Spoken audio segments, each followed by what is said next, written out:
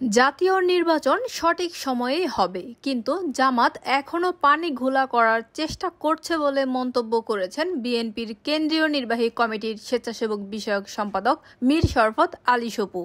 শনিবার সকালে মুন্সিগঞ্জের শ্রীনগর উপজেলার রাড়ীখাল এলাকায় বিএনপির ভারপ্রাপ্ত চেয়ারম্যান তারেক রহমানের রাষ্ট্র কাঠামো মেরামতের ৩১ দফার লিফলেট ও কম্বল বিতরণ অনুষ্ঠানে তিনি একথা বলেন।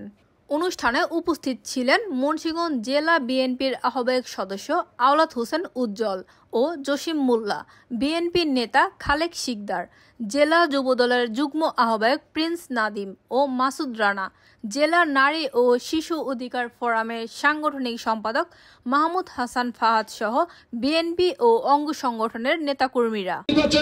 শেষ করছি। বাংলাদেশ জিন্দাবাদ, বাংলাদেশ জাতীয়তাবাদী ছাত্রদল জিন্দাবাদ।